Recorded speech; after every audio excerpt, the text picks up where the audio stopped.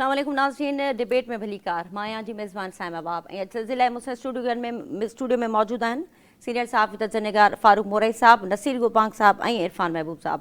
तमाम टिनि महिमाननि खे भली कार। नाज़रीन, प्रोग्राम में अॼु गुफ़्तगू कंदासीं ईरान अमरीका ऐं इसराइल जी जंग जे हवाले सां। जीअं त असां कल्ह बि पंहिंजे प्रोग्राम में जेका हिन वक़्तु जंग जी सूरत हाल आहे उनखे डिस्कस कयोसीं ऐं जेका मौजूदा रीसेंट जेके अपडेट्स साम्हूं अचनि पिया उन मुताबिक़ जिन हमलनि जे नतीजे में 778 माण्हू जेके आहिनि उहे ईरान में मारिजी विया आहिनि।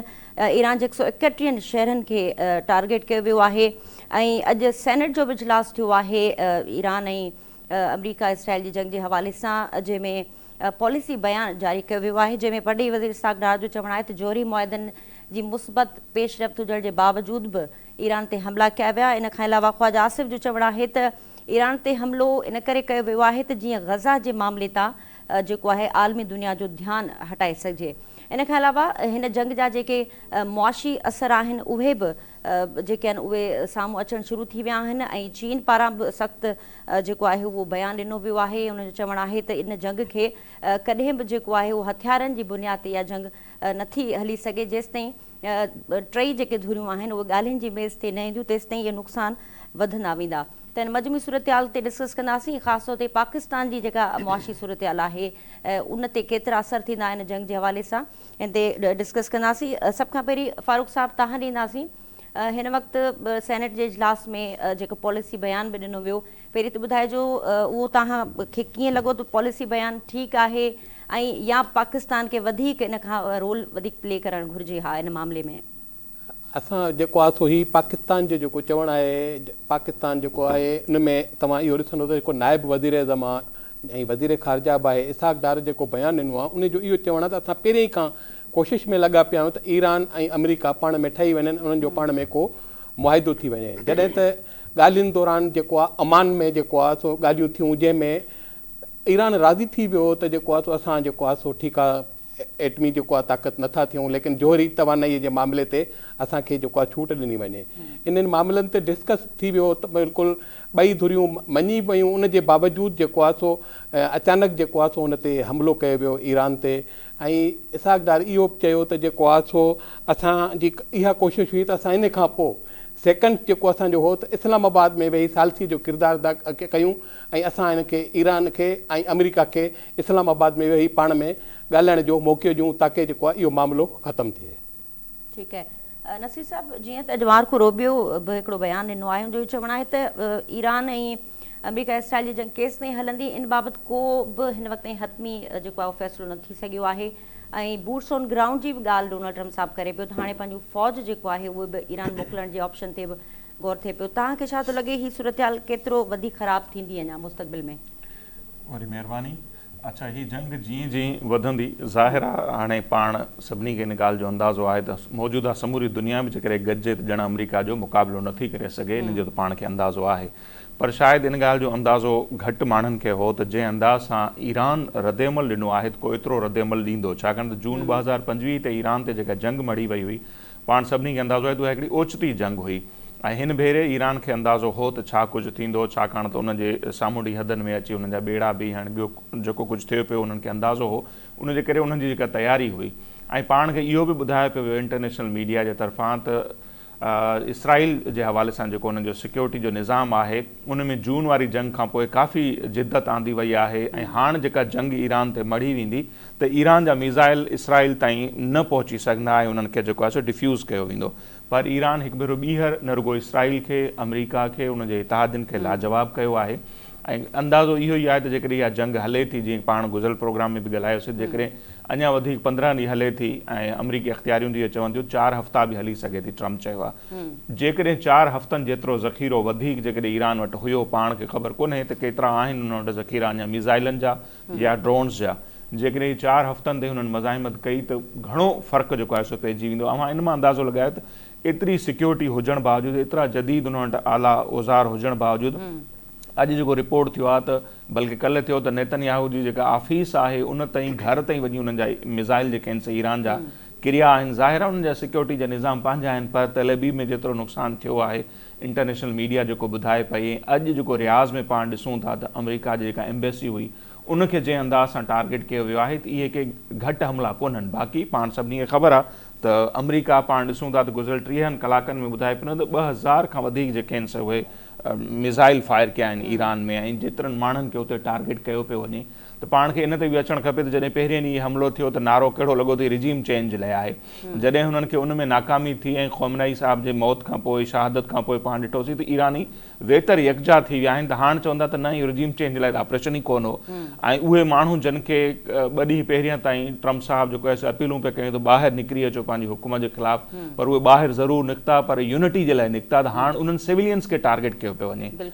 मुसलसल अॼु जेके न्याणियुनि जे हवाले सां तस्दीक थी आहे त 180 खां वधीक न्याणियूं शागिर्दियाणियूं उन्हनि खे शहीद करणु, 800 जे लॻभॻि माण्हू तव्हां हींअर ते मारे चुका आहे। उहे सिविलियन जिन खे तव्हां 2-3 ॾींहं पहिरियों ते चयो पियो त ॿाहिरि निकिरी अचो, हाणे तव्हां उन्हनि खे टारगेट करणु शुरू कयो आहे। जेकॾहिं इहा जंग वधे थी ऐं जेकॾहिं एतिरो ज़ख़ीरो ईरान वटि आहे जो ईंदड़ 4 हफ़्तनि ताईं जवाबु ॾेई सघे थो, त उनजा इम्पैक्ट जेके आहिनि से ॾाढा पवंदा ऐं समूरी दुनिया में रद्द अमल अचणु शुरू थियो आहे। पाण वधीक उन ते ॻाल्हाईंदासीं माशी हवाले सां। ॿियो टियों त इहो रद्द अमल अञा वधीक ईंदो ऐं दुनिया जो तमामु घणो हिकिड़ो प्रेशर ठहंदो अमेरिका ते बि, इसराइल ते, जेकॾहिं 4 हफ़्तनि ताईं ईरान मज़ाहिमत करण जी पोज़ीशन रखी त। ठीकु आहे इरफान साहब, ही ॿिनि मुल्कनि जी जंग हाणे 14 मुल्कनि ताईं वधी चुकी आहे। जीअं तव्हां ॾिठो हूंदो त सऊदी अरब ते बि जेको आहे अमेरिकन कॉन्सुलेट आहे उते हमलो थियो आहे। उन्हनि जेका ऑयल सप्लाई जेको नेटवर्क आहे उन ते बि हमलो थियो आहे। त बुनियादी तौर ते इहो ॿुधाइजो त जेके मुल्क ईरान जी मदद करे सघिया पिए सालसी जे लाइ हिन सिचुएशन में, उन ते ईरान पारां अटैक करण जो फ़ाइदो कंहिंखे थींदो? ॾिसो, हाणे सालसी हुते थींदी आहे जिते को डिस्प्यूट हुजे। पोएं साल बि इन सां ईरान ते हमलो कयो वियो ऐं जंग बंदी थी, यादि हूंदो तव्हांखे, उनजो नतीजो कहिड़ो निकितो? कोई बि न निकितो। हाणे बि ईरान खे ॻाल्हियुनि में एंगेज कयो वियो ऐं हाणे इहे ॻाल्हियूं साम्हूं अचनि थियूं। अॼु सागदार साहिबु चयो आहे त असां सालसी कराए रहिया हुआसीं, बल्कि असां तयारु हुआसीं ऐं ईरान इन ॻाल्हि ते मुतफ़िक़ हो, राज़ी हो त भई असां एटम बम वारो जेको मामिलो आहे इन तां असां पोइ ते हटी वेंदासीं।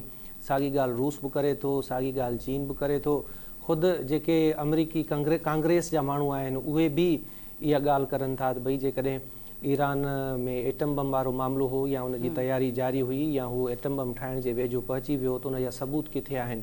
अमरीका ऐं इसराइल जी ईरान ते जेका हल आहे उनखे ग़ैर क़ानूनी हिन वक़्तु तसवर कयो पियो वञे। न रुगो दुनिया जा ॿिया मुल्क, पर अमरीका जे अंदरि मां ई पाण मां ई इहा आवाज़ अची रही आहे त ट्रंप जेको कुझु कयो आहे ग़लति कयो आहे, ग़ैर क़ानूनी कयो आहे ऐं ट्रंप जा अख़्तियार महदूद करण जे लाइ हिन वक़्तु मुख़्तलिफ़ मामलनि ते गौर हली रहियो आहे। हाणे बेसिक सवाल इहो आहे त भई जॾहिं तव्हांखे ॻाल्हियूं ई करणियूं हुयूं त तव्हांखे ज़रूरत कहिड़ी पई जो तव्हां ईरान ते हमलो कयो ऐं पूरी दुनिया जो अमन दाव ते लॻायो।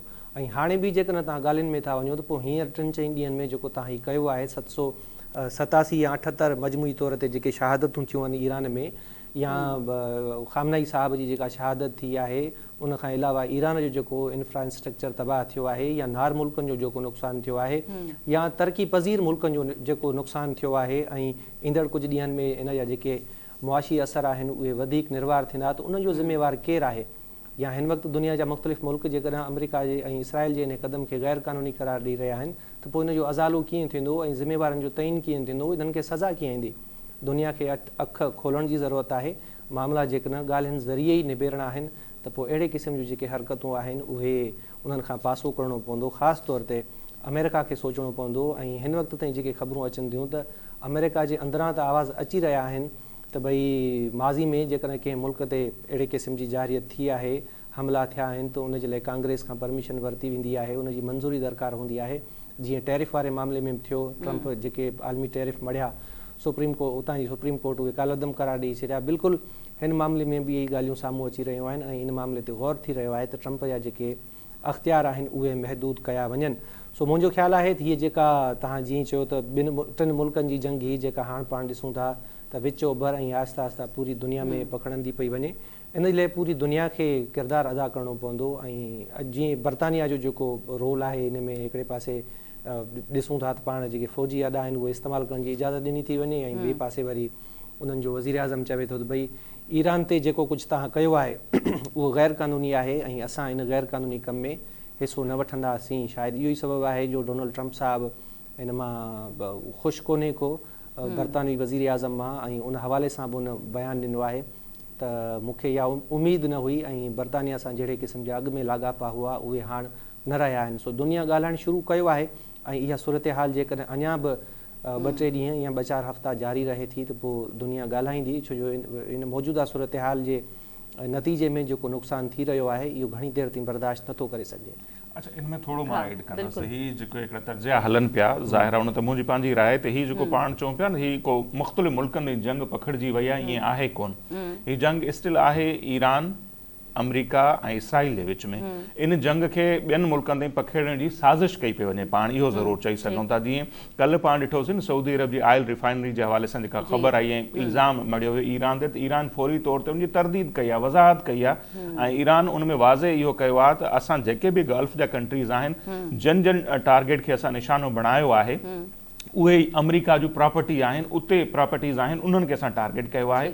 ऐं ॿियूं जेके बि कार्रवायूं थियनि पियूं, उनमें ईरान जो चवणो त उनमें असांजो को हथु कोन्हे, उनमें इसराइल जा हथ थी सघनि था, अमेरिका जो हथु थी सघे थो। ऐं ख़बरूं इहे बि आयूं आहिनि त जेको ही ऑयल रिफाइनरी वारो सऊदी अरब वारो मामिलो थियो आहे, उतां इन्वेस्टिगेशन थी आहे, कुझु मूसाद जा माण्हू जेके आहिनि सो पकड़िया विया आहिनि। सो हाणे ही हिकिड़ी साज़िश ज़रूरु आहे, उन्हनि खे ख़बर आहे त ईरान खे तॾहिं असां कमज़ोर करे सघूं था जॾहिं नार जा मुल्क उहे हिसो वठनि, पर अञा ताईं उहे काफ़ी जेके आहिनि सो संजीदगी जो मुज़ाहिरो कनि पिया।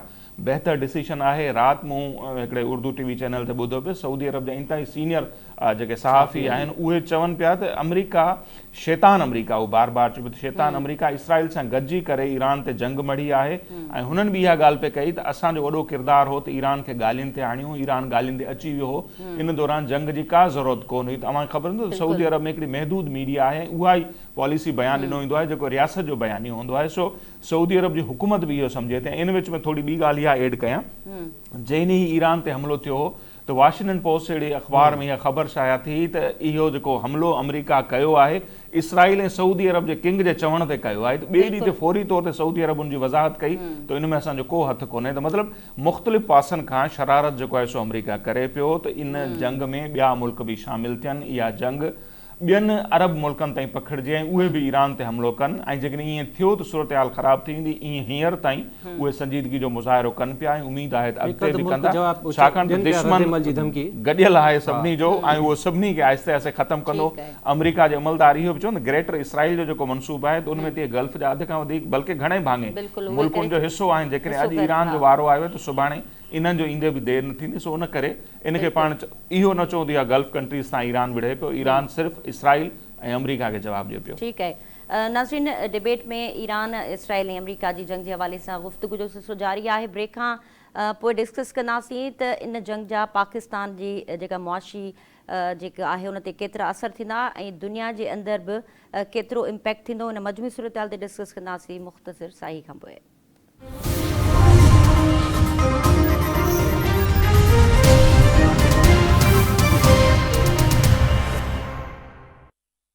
वेलकम बैक नाज़रीन, प्रोग्राम में गुफ्तगू हलंदड़ आहे ईरान इसराइल अमेरिका जी जंग जे हवाले सां। इन वक़्तु जेका मौजूदा सूरत हाल आहे उनखे डिस्कस करे रहिया आहियूं। प्रोग्राम में हाणे गुफ्तगू कंदासीं इन जंग जा पाकिस्तान जी मुआशियात ते केतिरा असर थींदा ऐं स्टेट ऑफ हॉर्मुज़ जी बंदिश खां पोइ हिन वक़्तु जेके नार मुल्क आहिनि उहे बि यकीनी तौर ते इन मुआशी जेके असर आहिनि उनखे भोॻे रहिया आहिनि। त फारूक साहब खां पुछूं था, फारूक साहब इन जंग जे तनाज़ुर में स्टेट ऑफ हॉर्मुज़ जो जेको लंघ आहे उहो बंदि आहे, जंहिंजे करे पाकिस्तान जी तेल ऐं गैस जी जेका रसद आहे उहा सख़्तु मुतासिर थिए बि पई ऐं मुस्तक़बिल में इन खां वधीक सूरत हाल ख़राब थींदी। तव्हांखे छा थो लॻे त स्टेट ऑफ हॉर्मुज़ जी बंदिश खां पोइ पाकिस्तान जी मुआशियात ते केतिरा असर पवंदा? पाकिस्तान जी मुआशियात ते असर त शुरू थी चुका आहिनि। तमामु ॾिठो त हिकिड़ो ॾींहुं पहिरियां जेका स्टॉक मार्केट जेका बिल्कुलु क्रैश थी वई ऐं जेको आहे मुंहिंजो ख़्यालु आहे त तमामु पोइ हुनखे बंदि करिणो पियो। ऐं उन खां अलावा तव्हां ॾिसो त जेको आहे पेट्रोल जी क़ीमत हिकदमि जेको आहे वधी वई आहे। उन जे करे जेको आहे सो सॼी दुनिया में जेको आहे ज़ाहिर आहे पेट्रोल महांगो थींदो त महांगाई वधंदी। ऐं उन खां अलावा ॿियो इहो बि ॾिसो तव्हां जेके असांजी एयरलाइंस आहे सभु जेको आहे बंदि थी चुकियूं आहिनि। जेके 7 मुल्कनि ते जेको आहे एयरपोर्ट बंदि आहिनि। असांजो ज़्यादातर जेको कारोबार आहे उहो ख़लीजी ममालिक सां आहे।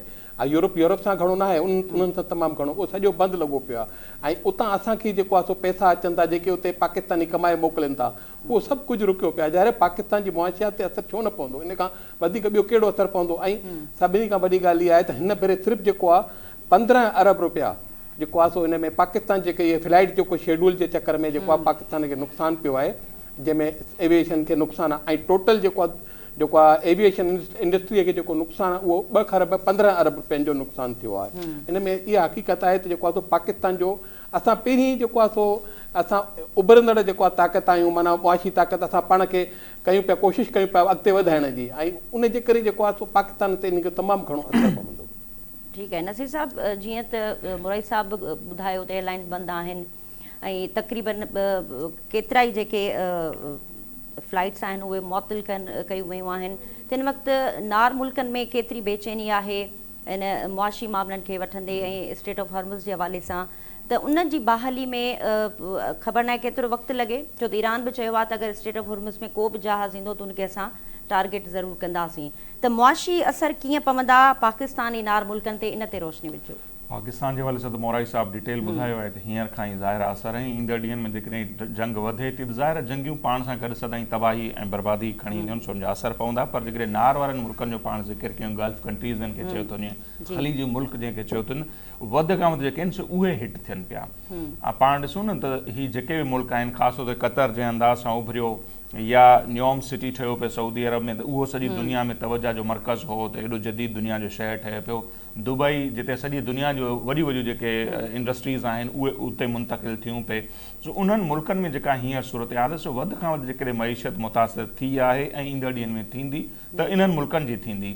ऐं उहा जंहिंजो मूं मुख़्तसिर ब्रेक खां पहिरियों बि ज़िक्र कयो पियो त हिकिड़ी इंटरनेशनल लेवल जी साज़िश आहे त ईरान खे त कमज़ोर करिणो ई करिणो आहे, उन में गल्फ जे मुल्कनि खे बि उन जंग जो हिसो बणाइणो आहे, पर इन्हनि मुल्कनि जी मईशत खे बि तबाह करिणो आहे, छाकाणि इहो सभु कुझु ग्रेटर इसराइल जो ई जेको आहे सो हिकिड़ो नमूनो आहे।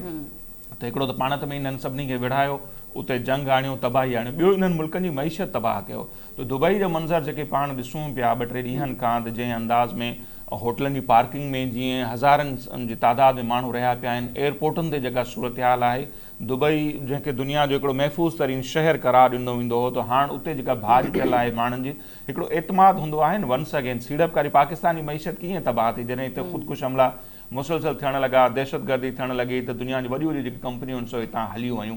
ऐं अॼु पंहिंजो छा हाल आहे पाण खे ख़बर आहे त तिजारत ऐं वापार जे लाइ सभ खां अहम हूंदो आहे अमन अमान। जेकॾहिं अमन न आहे त दुनिया जो को मुल्क उते सीड़पकारी कोन कंदो। सो ईंदड़ ॾींहंनि में पाण ॾिसंदासीं त इन जंग जा जेके आहिनि सो नतीजा इन्हनि मुल्कनि ते तमामु घणा पवंदा। इहे मुल्क जेके हाणे तेज़ी सां इहे शहर जदीद शहर बणिया पे, दुनिया जी मईशत उते आई पे, माण्हू उते रहण जे लाइ आया पे, टूरिज़म उन्हनि जी हथी वठे पई हाणे। ऐं उन्हनि खे जीअं अमरीका ख़ातिरी कराई हुई त तव्हांखे पंहिंजी फ़ौज रखण जी बि ज़रूरत कोन्हे, असांखे तव्हां अॾा ठाहिण ॾियो, असां तव्हांजी हिफ़ाज़त कंदासीं। सो इन्हनि 4 ॾींहंनि जी हींअर ताईं जी जेका जंग आहे उन इहो बि साबित कयो आहे त इन्हनि कंहिं बि मुल्कनि जी, पोइ उहो रियाज़ हुजे सऊदी अरब, उहो UAE हुजे, उहो क़तर हुजे, उहो बहरैन हुजे, इहे अमरीका जी तरजीह आहिनि ई कोन जो हू उन्हनि जो दिफ़ा करे। उनजी तरजीह वाहिद आहे इसराइल, हू उनजो दिफ़ा करे पियो। बाक़ी इन्हनि मुल्कनि में जेको कुझु थिए पियो सो उन्हनि जी मईशत तमामु घणी मुतासिर थिए पई ऐं ईंदड़ ॾींहंनि में जेका आहे सो अञा वधीक मुतासिर अच्छा नसीर साहब, इनखे बि थोरो ॿुधाइजो त हिन वक़्तु नार मुल्कनि खे इहो अहसासु थी चुको आहे त अमरीका खे असां बेसिस बि ॾिना, हिन वक़्तु असांजी सिक्योरिटी लाइ अमरीका को रोल प्ले कोन पियो करे। तव्हांखे मुस्तक़बिल में लॻे थो को अहिड़ो इतिहाद ठहंदो, को अहिड़ी एजेंडा? जी, इहा हिकिड़ी पुराणी एजेंडा आहे। मां सुठो सवाल कयो आहे त नेटो तिरिस ते इस्लामी मुल्कनि जो हिकिड़ो इतिहाद ठहणु खपे, ऐं इहा तजवीज़ सभ खां पहिरियों जेको आहे रजब तैयब एर्दोगान पेश कई 2024 दौरान ॻाल्हि। सो हाणे जेके तजिया अचनि पिया अंदरूनी ख़ानात, इन्हनि सभिनीनि मुल्कनि खे, पोइ इंक्लूडिंग सऊदी अरब हुजे, UAE हुजे, क़तर हुजे, उन्हनि खे शिदत सां इहो अहसासु थियणु लॻो आहे त हीउ कॾहिं असांजो कोन थींदो जंहिं ते असां भाड़ियूं पिया अमरीका। सो छो न मुस्लमान मुल्कनि जो हिकिड़ो पंहिंजो इतिहाद थियणु खपे, मुस्लमान मुल्कनि जा पंहिंजा जेके इख़्तिलाफ़ आहिनि उहे ख़तमु करणु खपनि। अॼु जेको ऐं पाकिस्तान बि अहिड़े क़िस्म जेका आहे सो तजवीज़ ॾेई चुको आहे न, जॾहिं गज़ा पीस प्रोसेस थियो पियो उन दौरान शहबाज शरीफ़ साहब बि इहा ॻाल्हि कई, पर इहो आइडिया रजब तैयब एर्दोगान जो आहे। जेकॾहिं ईंदड़ ॾींहंनि में ईअं थिए थो ऐं इहा वक़्त जी ज़रूरत आहे त इन सां हिकिड़ो त मुस्लमान मुल्कनि जा पंहिंजा इख़्तिलाफ़ ख़तमु थींदा, यूनिटी थींदी। 57 मुल्क तव्हां सोचो दुनिया में किथे कंहिं हिकिड़े मज़हब जा एॾा मुल्क आहिनि ई कोन, उहे जेकॾहिं सभु गॾिजनि था, इहा हिकिड़ी कोशिशि हुई जेका भुट्टे साहब उन ज़माने में कई हुई इन्हनि सभिनी मुल्कनि खे गॾाइण जी। उनजो अंजाम जेको थियो किंग फैसल खां वठी कर्नल कज़ाफ़ी ताईं, हाणे जेकॾहिं इहा कोशिशि थिए थी ऐं मौजूदा हालतुनि में जेकॾहिं इहा कामयाबु थी वञे त इहो वॾो थ्रेट हूंदो। ऐं अॼु ॾींहुं मौलाना फज़लुर रहमान साहब बि चयो आहे त ईरान जेका जंग विड़े पियो उहा रुगो ईरान जी जंग कोन्हे, उहो फ़लस्तीनियुनि जो केस विड़े पियो। त ईअं जेका मुस्लिम मुल्क आहिनि बजाए उहे पंहिंजा इख़्तिलाफ़ वधाइनि, हिक ॿिए ते हमला कनि, उन्हनि खे पंहिंजो इतिहाद क़ाइमु करणु खपे। ऐं अहिड़ो इतिहाद जेकॾहिं फ्यूचर में ठहे थो इहो मुस्लिम दुनिया जे लाइ इंतिहाई शानदार हूंदो। ठीकु आहे इरफान साहब, जेका नसीर साहब ॻाल्हि कई त इहो मुल्कनि जो इतिहाद अगरि ठहे थो त उन सां यकीनी तौर ते मुस्लिम जेका उमत आहे उहा वधीक उन में सघ ईंदी ऐं दुनिया जे अंदरि हिकिड़ो सुठो इमेज बि वेंदो त सभई मुस्लमान मुल्क हिन हिकु प्लेटफॉर्म ते आहिनि त हाणे इहा शुरूआत कंदो केरु ऐं इहा ॿधी इन्हनि में पैदा केरु कंदो त इनिशिएटिव केरु वठंदो तव्हांखे छा थो लॻे? काल्ह बि इहा ई ॻाल्हि कई मूं त हीअ हिकिड़ी साज़िश आहे ऐं इन साज़िश जे नतीजे में ई जेके अमेरिका ऐं इसराइल आहिनि उहे चाहिनि था त मुस्लमान जेके मुल्क आहिनि उहे पाण में विढ़नि। जीअं थोरी देरि पहिरियां वाशिंगटन पोस्ट जो हवालो ॾिनो नसीर साहब त भई ईरान ते जेको हमिलो थियो आहे उहो उनखे उकसायो वियो आहे सऊदी अरब जे तरफ़ां त ईरान ते हमिलो कयो वञे, या हाणे जेके नार मुल्कनि में अमेरिकी अॾनि ते हमला थी रहिया आहिनि ऐं जवाब में वरी डोनाल्ड ट्रंप दावत थो ॾे नार जे मुल्कनि खे त अचो गॾिजी करे पाण ईरान ते हमिलो कयूं। इहा सॼी हिकिड़ी साज़िश आहे त जीअं जेका मुस्लिम दुनिया आहे, मुस्लमान मुल्क आहिनि उन्हनि खे पाण में विढ़ायूं ऐं ग्रेटर इसराइल वारो जेको मनसूबो आहे या अमेरिका जो पंहिंजो जेको मनसूबो आहे उनखे असीं अॻिते वधायूं। अॼु तव्हां नोट कयो हूंदो त अमेरिका जी अमलदार जेको पॉलिसी बयानु ॾिनो आहे ऐं हुन चयो आहे त इस्लामी नज़रियात ते ॿधल जेके हुकूमतूं आहिनि या उहे हुकूमतूं जेके इस्लामी नज़रियो रखनि थियूं उन्हनि खे हक़ नाहे, राइट्स नाहे त हू एटॉमिक बम रखनि या एटॉमिक टेक्नोलॉजी रखनि। हाणे एतिरी नंढड़ी स्टेटमेंट मां ई तव्हां अंदाज़ो लॻाए छॾियो त हिननि माण्हुनि जे दिमाग़ में मुस्लमाननि जे हवाले सां छा हली रहियो आहे। सवनि जी तादाद में आहिनि ऐं मज़हब जी बुनियाद ते ई तव्हां ॾिसो था त फ़लस्तीन में क़त्लेआम थो हले, पर अफ़सोस जी ॻाल्हि आहे त असांजा मुस्लमान उन्हनि ई माण्हुनि सां वरी बिट बणियो वेठा आहिनि या उन्हनि सां ई यारी दोस्ती आहे, उहे ई असांजा इतिहादी आहिनि, उन्हनि ई असांजी हिफ़ाज़त जो ठीको खयो आहे। मतिलबु हिकिड़े हंधि उहो हिकिड़ो ई मुल्क आहे जेको हिकिड़े हंधि ते मुस्लमाननि खे ज़ुल्म करे रहियो आहे, मोचड़ा हणी रहियो आहे ऐं ॿिए पासे वरी कुझु मुस्लमाननि जी हिफ़ाज़त जो हुन ठीको खयो आहे। सो असांखे काल्ह बि चयो त अखि पटण जी ज़रूरत आहे, अखि खोलण जी ज़रूरत आहे। ऐं अॼु ख्वाजा आसिफ़ साहब बि इन मामले ॾे इशारो कयो आहे त भई हीउ ईरान ते जेको हमिलो आहे इन जी एजेंडा रुगो इहो आहे त जेको इसराइल जो असरु आहे उहो पाकिस्तान जी सरहद ताईं आणियूं ऐं उनजो अमली नमूनो पाण ॾिठो बि जेके पाकिस्तान जा कुझु टीवी चैनल्स हैक थिया ऐं उन ते जंहिं क़िस्म जा बयान नशर थिया या ॿुधायो वियो त भई हीअ कंहिं शयूं हैक कयूं आहिनि त इहे सभु शयूं असांजे साम्हूं आहिनि। हाणे अलाह शल हिदायत ॾे सभिनी मुस्लमान मुल्कनि खे ऐं असांजे हुकुमराननि खे बि। अॼु असां वटि बि पॉलिसी बयानु जारी थियो आहे ईरान छिकदाण जे हवाले सां, देरि आहे दुरुस्त आहे थियणु तीअं खपे हा त गॾियल पार्लियामेंट जो जेको इजलास पोइ इन में ई हिकिड़ो मुतफ़िक़ा तौर ते ठहराव मंज़ूर कयो वञे हा।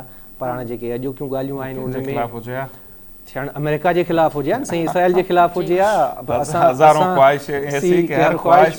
निकिले इन पासे मां अचां पियो त असीं खुली हिमायत कई आहे अॼु बि ईरान जी, इन खां पहिरियां बि, पर असां अमेरिका जो नालो ई कोन था खणूं। असां इसराइल ते असांजो डंडो आहे, पर इसराइल जी सरपरस्ती केरु पियो करे? हाणे जीअं अफ़गानिस्तान खां पाकिस्तान में दहशतगर्दी थिए पई थी, असां अफ़गानिस्तान जो ज़िक्र कयूं था, उन ते तनक़ीद कयूं था ऐं उन्हनि ते असीं हमला बि कयूं था, जवाब बि ॾियूं था। गॾोगॾु अफ़गानिस्तान जंहिं मुल्क जी प्रॉक्सी बणियल आहे उन जो बि असां ज़िक्र कयूं था ऐं असां अलॻि ऐलान चऊं था त पाकिस्तान में जेका दहशतगर्दी आहे उहा भारत कराए रहियो आहे। त ईअं ई ईरान ते हमिलो इसराइल कयो आहे, पर असांखे न विसारणु खपे त इसराइल जो ॿाह ॿेली केरु आहे या हिन भेरे गॾियल आहे, मुश्तरका हमिलो आहे। असां फ़िलहाल त मुंहिंजो ख़्यालु आहे त जीअं नसीर साहब शेर चयो न, हज़ारों ख्वाहिशें ऐसी कि हर ख्वाहिश पे दम निकले, बहुत निकले मेरे अरमा लेकिन फिर भी कम निकले। असांजो गुज़र सफ़र ई पट सट ते आहे न, मां ऑफ स्क्रीन बि चवंदो आहियां, अॼु घणी ऑन स्क्रीन बि चवां थो त असांजो गुज़र ई पट सट ते आहे न। असां कीअं उन्हनि मुल्कनि जे ख़िलाफ़ या उन्हनि धुरियुनि जे ख़िलाफ़ ॻाल्हाईंदासीं जेके असांखे कर्ज़ ॾियनि था, जेके असांजी मईशत खे हलाइनि था। असांखे किस्त बि वठणी आहे न 2 अरब रुपयनि जी IMF खां, त असां कीअं अमेरिका जे ख़िलाफ़ ॻाल्हाईंदासीं, कीअं असां अमेरिका जे ख़िलाफ़ इतिहाद ठाहींदासीं। सो जेसिताईं असीं मुआशी तौर ते पाण भरा नथा थी सघूं ओसी ताईं असां कोई बि आज़ादु फ़ैसिलो नथा करे सघूं ऐं ईअं ई असांजा फ़ैसिला हूंदा त ज़ालिम सां गॾु हूंदासीं, मज़लूम सां गॾु हूंदासीं। ठीकु आहे, प्रोग्राम में हिकिड़ो अहम सुवालु रखंदसि तव्हां टिनिनि महिमाननि जे अॻियां त हिकु तरफ़ रूस ऐं चाइना जो वॾो रोल जेको आहे उहो थी सघियो पिए हिन सॼे जंग जे माहौल में, उनजो उहो रोल असराइतो छो नज़र नथो अचे? हिकिड़ो सुवालु इहो। ॿियो त डोनाल्ड ट्रंप जीअं इरफान साहब तव्हां ॻाल्हि कई त अमेरिका जे अंदरि आवाज़ूं उथणु शुरू थी वियूं आहिनि ऐं नवंबर में मिड टर्म इलेक्शन बि आहे ऐं डोनाल्ड ट्रंप खे वॾो धचको ॿुधो आहे त धचको ईंदो ऐं हिन इलेक्शन में शायदि हू सस्टेन न करे सघे, त इंटरनल प्रेशर बि आहे अमेरिका जे अंदरि जंहिंखे हू साइड ते करण जे लाइ ईरान जी जेका जंग आहे उहा शुरू कई आहे। ते ॿ बुनियादी सवाल मोरे साहब, पहिरीं तव्हां ॿुधाइजो त ईरान जे मामले ते चाइना ऐं रूस खे जेको किरदारु अदा करणु घुरिजे उहो न थी सघियो आहे। भले मज़मती बयान पंहिंजी जाइ ते, पर जॾहिं मुआशिया जी ॻाल्हि आई त सभ खां वधीक मुआशी नुक़सानु चीन खे ई थींदो हिन जंग जो। जी बिल्कुलु, चीन बि इहो ई चए थो त भई जेको आहे सो सभिनी खां पहिरीं जेको आहे सो ताक़त आहे जेको आहे अमन जी। अगरि कॾहिं अमन हूंदो त कंहिंजो मुल्क ताक़त जेको आहे सो हुन में मुआशी ताक़त बहाल थींदी। लेकिन जॾहिं हुननि जे अंदरि जेकॾहिं इहो मुआशी ताक़त न हूंदी त उन खां पोइ जेको आहे न हू जंग विड़ी सघंदा, न के अमेरिका छाजे करे जेको आहे सो असां ते हावी आहे।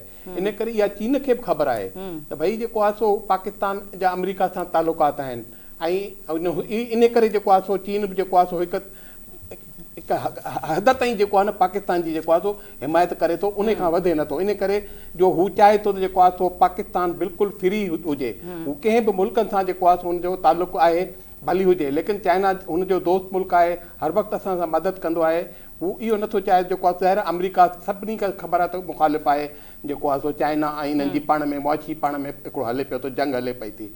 चाइना हरूभरू कंहिं मामले में टंग न अड़ाईंदो ऐं रूस बि नथो अड़ाइणु चाहे, छो जो हुननि जा को मफ़ादात इन में कोन्हनि के। ठीकु आहे नसीर साहब, तव्हां ॿुधाइजो त चाइना बयान त ॾिए पियो, पर चाइना खे जीअं त तव्हांखे ख़बर आहे मुआशी माहिरनि जो बि इहो चवणु आहे त हीअ जेका सॼी वॉर आहे उहो अमेरिका चाइना खे साइलेंट करण लाइ इहो सभु कुझु करे पियो। त चाइना जो को रोल असां छो न पिया ॾिसूं? चाइना जो रोल तव्हांखे कॾहिं बि बज़ाहिर नज़र कोन ईंदो, पर चाइना जो रोल आहे, इन खां केरु इनकार नथो करे सघे। ऐं ईंदड़ जॾहिं वक़्तु गुज़रंदो त इहे शयूं कड़ियूं खुलंदियूं आहिनि। त चीन सदाईं पंहिंजी हिकमत अमली सां अॻिते वधे पियो, उहो पंहिंजी हिकमत अमली सां ई अॻिते वधंदो। कॾहिं बि उहो साम्हूं अची तिखा बयान बि कोन ॾींदो आहे, न को कंहिं सां जंग कंदो आहे, पर उहो ख़ामोशी सां जेको कंदो आहे, माशी फ़ैसिला हुजनि या जंगनि जा फ़ैसिला हुजनि। ऐं इंडिया ऐं पाकिस्तान जी जेका जंग थी इहो साबित थियो त जेके ही जहाज़ किरिया भारत जा, उनमें किरदारु कंहिंजो हो, उहा टेक्नोलॉजी कंहिंजी हुई, कंहिंखां लिकल कोन्हे। पाकिस्तान खे उहा टेक्नोलॉजी कीअं मिली, ऐं हाणे बि जेके अवां कतर में कुवैत में ॾिसो पिया जहाज़ किरनि था पिया, यू नेवर नो की उन में की चीन जो के थो, छो जो चीन जो हिकिड़ो सैटेलाइट सिस्टम आहे, उनजे थ्रू शयूं कीअं हैक थियनि थियूं, जंहिं अंदाज़ सां जहाज़ किरनि पिया।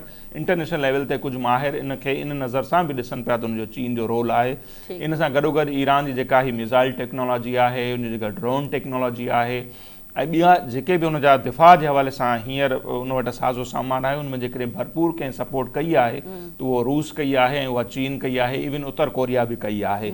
सो इहे मुल्क उहे आहिनि जेके साम्हूं कोन ईंदा, बहरहाल पसे पर्दा सपोर्ट पाकिस्तान खे बि उन्हनि कई, पाकिस्तान बि कंदो रहियो आहे मुख़्तलिफ़ वक़्तनि ते। सो हाणे बि उन्हनि जी सपोर्ट आहे, ऐं इनखां केरु इनकार कोन थो करे सघे। बाक़ी हू अलल ऐलान साम्हूं कोन ईंदा, अचनि हा त ईरान खां वधीक त वेनेज़ुएला में उन्हनि जा मफ़ाद हुआ, उनजे सदर खे खणी हलिया विया त चीन छा कयो सवाइ बयान जी हद ताईं। सो बहरहाल ईरान वारे मसइले ते जेको चीन आहे सो उहो ख़ामोश कोन्हे। बाक़ी जेतिरे क़दुरु मां अमेरिका जो बि सवाल कयो पियो त मिड टर्म चूंडूं या ॿियो टियों, माज़ी में जॾहिं बि जंगियूं थियूं आहिनि त उते जेका सर्वे थींदी आहे त उन्हनि में अमरीकी अवाम जी तमामु घणी सपोर्ट हूंदी आहे। ख़ासि तौर ते पाण बराक ओबामा जो दौरु ॾिसूं या 9/11 खां पोइ बुश जो दौरु ॾिसूं त 85-87% ताईं उतां जा माण्हू उन जंग जे हिमायत में हूंदो आहे। हिन भेरे उहो जेको अंग आहे उहो 30% ताईं बि कोन पियो वञे, उतां जा माण्हू बि जेके आहिनि सो इन खे क़बूल कोन था कनि। ऐं उतां जा जेके पार्लियामेंट आहे उनजो बि इहो चवणु आहे, जीअं इरफान साहब चयो, त उनजी मंज़ूरी खां सवाइ इहो ट्रम्प जेको कुझु कयो आहे सो इन जा नतीजा जेके आहिनि सो उहे विदिन कंट्री बि जेके आहिनि सो उनखे के बहितर कोन मिलंदा। मां इन ॻाल्हि में वधीक इहो चवंदुसि त पहिरीं बि जेको आहे सो जेको आहे अमेरिका हिकिड़ी प्रोपेगेंडा कई त जेको आहे इराक में कीमियाई हथियार पिया ठहनि, जंहिंजे करे हुननि जेको आहे इराक ते हमिलो कयो। लेकिन बाद में जॾहिं हमले खां पोइ जॾहिं सॼी जेको आहे थी वई कार्रवाई, उन खां पोइ ख़बर पई त अहिड़ी का ॻाल्हि ई कान हुई, इहो सिर्फ़ु हिकिड़ो प्रोपेगेंडा हो। हींअर बि जेकॾहिं ईरान राज़ी हो जोहरी हथियार जेको आहे सो न ठाहिण ते, तॾहिं बि हुनजे मथां हमिलो कयो, इहो तय शुदा हो त इहो करिणो आहे। पर जेकॾहिं कीमियाई हथियार नसीर साहब ठहनि बि था त हाणे अमेरिका चौधरी त न आहे लॻल, उनजी परमिशन सां हथियार कोन ठाहींदो न कोई बि मुल्क। अमेरिका पाण सभ खां वधीक एटॉमिक हथियार रखियो वेठो आहे, इसराइल रखियो वेठो आहे, ऐं अमेरिका जेकॾहिं सम्झे थो त एटम बम खां एॾो ई ख़तरो आहे त पोइ इसराइल ते अखि कोन थी ॿुधेसि, जेको अखियूं ॿूटे करे गज़ा में फ़लस्तीन में क़तलेआम मचाए रखियो आहे, जंहिं या जेके ॿिया मुल्क आहिनि, इंडिया आहे जंहिं वादरल कश्मीर में ज़ुल्म बारे ॾिनो आहे मुस्लमाननि जे लाइ, उते हिननि जी अखि पवी कान थी। पर ईरान जेकॾहिं सिर्फ़ु ऐं सिर्फ़ु अमुन जी हद ताईं पंहिंजे दिफ़ा जे लाइ, हाणे 6000 जी तारीख़ पाण जेकॾहिं हवालो ॾियूं था ईरान जो, त केतिरा भेरा, बल्कि पोएं साल में ई ॾिसो अमेरिका केतिरा दफ़ा अमेरिका हिन ते हमिलो कयो आहे ईरान ते। हू जेकॾहिं पंहिंजी हिफ़ाज़त जे लाइ अमुन जे लाइ या अहिड़े क़िस्म जूं हलाऊं रोकण जे लाइ एटॉमिक एनर्जी हासिल करणु चाहे थो त इन में मसइलो कहिड़ो आहे? परमिशन त कोन वठंदो न कोई बि मुल्क अमेरिका खां। अमेरिका रस्ता खोलिया आहिनि सॼी दुनिया जे लाइ ऐं उन्हनि खे पैगाम ॾिनो आहे त जेकॾहिं तव्हां वटि इहा सलाहियत हूंदी त तव्हांजो असां कुझु नथा बिगाड़े सघूं। उत्तर कोरिया जो मिसाल 2 करोड़ जी पॉपुलेशन वारो मुल्क आहे, पर उन ते कोन था वञनि इसराइल या अमेरिका। त ईरान वारे मामले खां पोइ जेके मुल्क शायदि सोचनि पिया असां वटि इहा टेक्नोलॉजी हुजे न हुजे फ्यूचर में, उहे बि इन ड्रोड़ जो हिसो थींदा। ऐं उनमें खोड़ मुस्लिम मुल्क आहिनि जंहिंमें तुर्की आहे, सऊदी अरब टॉप ते आहिनि, मलेशिया आहे, तव्हांखे इहे बि ॾिसो त हाणे इन ड्रोड़ में वेंदा। उन खां सवाइ को चारो कोन्हे इहो, ऐं इन नहज ते पहुचायो कंहिं इसराइल ऐं अमेरिका। इहा ड्रोड़ अञा फ्यूचर में वधंदी। अच्छा ठीकु आहे, मुख़्तसिर ॿुधाइजो त ईंदड़ वक़्त में तव्हांखे छा थो लॻे हिन जंग जे हवाले सां वधीक कहिड़ा मुल्क इन में किरदारु अदा कंदा, ऐं अमेरिका या इसराइल तव्हांखे लॻे थो त 4 हफ़्तनि जी जीअं ॻाल्हि कई डोनाल्ड ट्रम्प, त ही 4 हफ़्तनि ताईं सस्टेन करे सघंदा अमेरिका इसराइल? मुराई साहब तव्हां ॿुधाइजो। इन में 4 हफ़्ता बि लॻी सघनि था, 4 महीना बि लॻी सघनि था, लेकिन उन जो जेको मतिलबु मसइलो इहो आहे त भई जेको आहे सो इन जो अंजाम कुझु कोन। आख़िर में घुमी फिरी वरी ॻाल्हि वञी पुॼंदी टेबल टॉक ते, वरी बि टेबल टॉक ई थींदी। इहो क्लियर न आहे त भई जेको आहे सो ईरान ते जेको आहे हू कब्ज़ो करे वठंदा, या जंहिं तरीक़े सां जेको आहे डोनाल्ड ट्रम्प चए थो त जेको आहे सो ईरान जो अवाम निकिरे ऐं इक़्तिदार ते कब्ज़ो करे वठे, ईअं मुमकिन न आहे। ऐं इहा जेका जंग आहे जेकॾहिं हली त तमामु घणी हलंदी, ऐं पोइ इन में नुक़सानु सभिनी जो थींदो, इन में को शक कोन्हे को। नज़ीर साहब ज़मीनी फ़ौज बि मोकिलण जी ॻाल्हि कई पई वञे, पर तव्हांखे लॻे थो इराक जो एग्ज़ाम्पल आहे, अफ़गानिस्तान जो बि एग्ज़ाम्पल आहे? जेको हींअर ताईं जी अंडरस्टैंडिंग आहे त ईरान टोटली हिकिड़ो डिफरेंट मुल्क आहे, सो उते इहा ग़लती अमेरिका कोन थो करे सघे, ऐं जेकॾहिं कंदो त उनजा नतीजा तमामु घणा हिकिड़ा। मक़सदु इहो जेको करे पियो त उन्हनि जेका मिसाइल टेक्नोलॉजी आहे उनखे ख़तमु कजे, एटमी टेक्नोलॉजी जेकॾहिं उन ॾांहुं वधियो पियो ईरान त उनखां उनखे रोकजे ऐं इसराइल खे महफ़ूज़ कजे। इहो ई उनजो मक़सदु हो डे 1 खां अॼु ताईं। मक़सदु इहो ई आहे त हा बसि इसराइल ते जीअं अमेरिका खे वधि खां वधि इहो आहे न, डायरेक्ट त ईरान वटि एतिरी टेक्नोलॉजी कोन्हे जो अमेरिका खे हिट करे, उनखे इसराइल खे महफ़ूज़ करणो हो। उनजे करे रिजीम चेंज वारो नारो बि ग़लति हो, उतां जा माण्हू निकिता ई कोन। मक़सदु हो उनखे इन हथियारनि वारी जेका हिकिड़ी मज़बूत पोज़ीशन आहे उनखां पोइ हिते हटाइनि। पर लॻे थो ईंदड़ ॾींहंनि में ही वक़्तु आहे, ज़ाहिर थी सघे थो ईरान हिकिड़ो नओं गज़ा पंहिंजे आॾो थिए। उनजो मुक़ाबिलो त कोन थो करे सघिजे अमेरिका, जीअं मूं शुरू में बि चयो त उते तबाही तमामु घणी थींदी, पर मुकमल उते शिकस्त ईरान खे नथी अची सघे।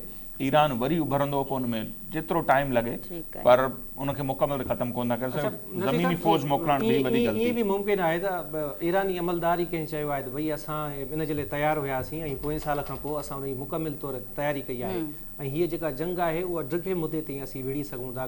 घटि मां घटि बि हू चवंदा साल पूरो असां इहे जंग वारी जेका सूरत हाल आहे उनखे मुंहुं ॾेई सघूं था, ऐं असां वटि एतिरो जेको आहे सो स्टोरेज आहे जो असां विड़ी सघूं। ऐं उनखां पोइ रिजीम चेंज वारे जीअं तव्हां ॻाल्हि कई, ट्रम्प खे उमेदु हुई त भई ख़ुमैनी जी शहादत थींदी, उनखां पोइ अवाम रोडनि ते निकिरी ईंदो, रक़्स कंदो, ख़ुशि थींदा ऐं हुकूमत ते कब्ज़ो करे वठंदा। हाणे ही जेको चयो थो त भई असां मुमकिन आहे त ईरान में असां ज़मीनी फ़ौज मोकिलियूं सूरत हाल ते ज़ाब्तो, तव्हां बिल्कुलु सही था चओ, लॻे कोन थो ईअं थींदो। ही सिर्फ़ु ऐं सिर्फ़ु इन जे करे मुंहिंजो ख़्यालु आहे त बयानबाज़ी करे थो त जीअं थोरो प्रेशर डेवलप थिए ऐं जेके ॿिया मुल्क आहिनि उहे विच में अची ऐं मामले खे ठारनि। ही हिन वक़्तु फेस सेविंग जे चकर में आहे, छो जो अमेरिका जे अंदरां बि इनखे तनक़ीद थी रही आहे मुख़्तलिफ़ मामलनि ते, ऐं तव्हां ॾिसो त दुनिया खां ॿाहिरि बि रूस आहे, चीन आहे, बर्तानिया आहे, या जेके ॿिया मुल्क आहिनि उहे बि हिन वक़्तु तनक़ीद करे रहिया आहिनि ट्रम्प ते। सो ही सिर्फ़ु ऐं सिर्फ़ु इन जे करे थिए थो त हिकिड़ो प्रेशर डेवलप थिए ऐं विच में अची करे, ऐं जहिड़ो ॻंढियो त आहे हिन नेतन्याहू जे चवण ते,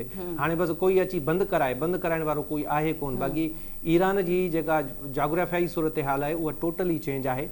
थोरी देरि पहिरियों ई मूं कंहिं ईरानी अमलदार खे ई ॿुधो पिए, या शायदि उतां जो साफ़ ई हुयो त भई जेकॾहिं कंहिं हिकिड़े अमेरिकी सिपाही या फ़ौजी बि ईरान जी धरती ते क़दम रखियो त असां ईरान खे क़ब्रिस्तान बणाईंदासीं उन्हनि माण्हुनि जे करे। ऐं ॿियो तव्हां ॾिसो जेके हिन वक़्तु अमेरिका तस्दीक करे पियो त भई फलां जॻह ते जेके हमला थिया, हूअं त पासदारान इनक़लाब 7 जी तादाद में अमेरिकी फ़ौजनि खे मारण जी दावा कई आहे, पर अमेरिका जंहिं हद ताईं तस्दीक करे थो 6 या 10 अहलकार आहिनि जेके मारिजी विया आहिनि, उन ते बि तनक़ीद थी रही आहे अमेरिका जे विच में। ऐं जेका अमेरिका जी तारीख़ ॿुधाए थी, ऐं इन मामले ते मूंखे नथो लॻे त अमेरिका इहा ग़लती कंदो, ऐं ईरान में पंहिंजी फ़ौज मोकिलींदो जंहिंसां वधीक जेको जानी नुक़सान थियण जो ख़दशो हूंदो ऐं ट्रम्प इहा शइ अफोर्ड नथो करे सघे।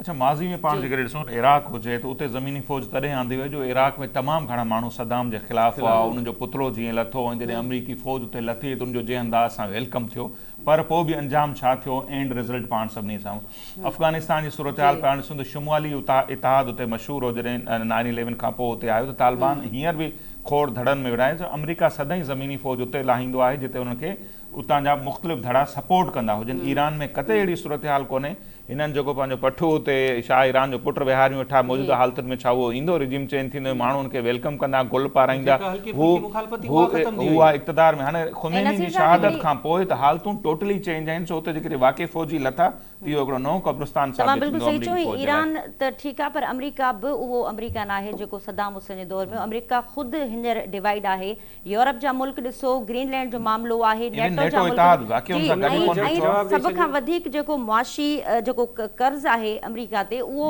अॻ जी भेट में ईअं सम्झो 100 गुना वधी चुको आहे। त ईरान त ठीकु आहे पंहिंजी जाइ ते, पर अमरीका बि उहो अमरीका न आहे जेको सदाम हुसैन दौर में हो।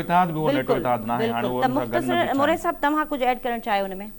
बसि मां इहो ई चई सघां थो त ख़ुदि जेको आहे सो नसीर साहिब जेका ॻाल्हि चई, इरफान साहिब जेका ॻाल्हि चई, उन में जेको आहे सो इहे जेके नेटो जा मुल्क आहिनि या जेके इतिहादी मुल्क आहिनि, यूरोपीय मुल्क आहिनि, इहे ख़ुदि जेको आहे सो इसमें ट्रम्प जा मुखालिफ़ आहिनि। उन जे मथां हुन जेको टैक्स जेको हींअर लॻायो आहे उन ते उन्हनि जी अंदरूनी तौर ते पाण में शदीद जेका रसाकशी हले पई थी, ऐं बिल्कुलु हू जेको आहे सो ट्रम्प जे पॉलिसियुनि जे ख़िलाफ़ आहिनि, ऐं इहो मुमकिन न आहे त जेको आहे सो सभु हिन सां अमरीका सां गॾु हुजनि। बिल्कुलु, तव्हां टिनी महिमाननि जी वॾी महिरबानी। नाज़रीन, डिबेट में फ़िलहालु एतिरो ई, ॾींदा इजाज़त, अल्लाह हाफ़िज़।